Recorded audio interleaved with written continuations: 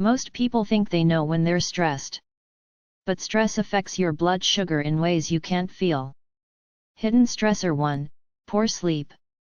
You slept 5 hours last night. You don't feel stressed. But your body does. Sleep deprivation is one of the biggest cortisol triggers there is. One night of bad sleep can raise your cortisol levels by 50% the next day.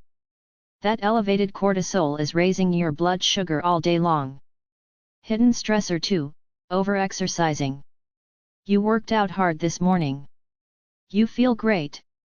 But intense exercise is a physical stressor. It raises cortisol temporarily.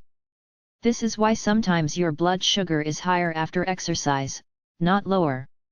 You overdid it, stressed your body, and triggered the glucose dump.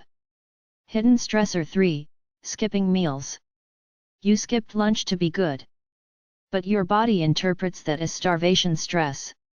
Cortisol rises. Glucose dumps. Your blood sugar goes up even though you didn't eat. Hidden stressor 4, chronic pain or inflammation. Your back hurts. Your joints ache. That constant, low-level pain? It's a stressor. It's raising your cortisol and your blood sugar every single day. Hidden stressor 5, social media and news. Every upsetting post. Every alarming headline. Every comparison to someone else's perfect life. Microstressors that spike cortisol dozens of times per day. You're bleeding glucose without even knowing it. The vicious cycle, why it gets worse. Here's where it gets really bad. High blood sugar causes more stress on your body. This physical stress raises cortisol. Higher cortisol raises blood sugar more. Which stresses your body more.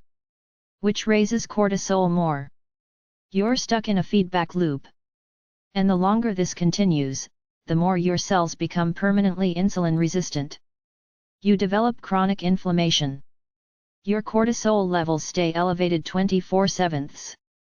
This is how stress turns into prediabetes. How prediabetes turns into diabetes. How diabetes becomes harder and harder to control. It all starts with unchecked stress. The solution, how to calm stress hormones. So how do you break the cycle? How do you lower cortisol and stabilize your blood sugar? Strategy 1, the 5-minute reset. When you feel stress rising, stop.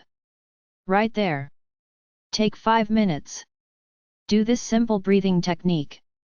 Breathe in slowly for 4 counts. Hold for 4 counts.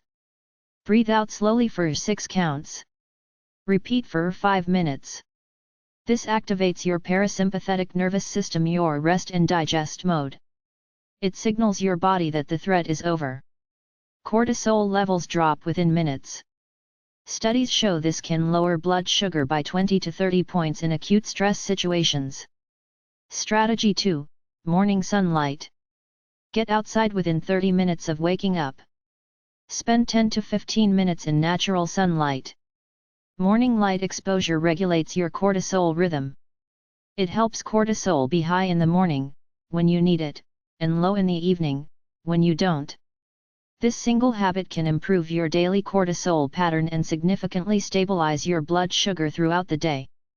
Strategy 3, strategic movement.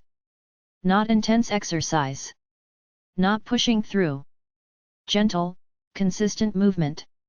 A 10-minute walk after a stressful event clears stress hormones from your system and helps process the glucose that was just dumped into your bloodstream. Think of movement as taking out the trash. The stress created waste, excess glucose and cortisol. Movement disposes of it. Strategy 4, protein at every meal.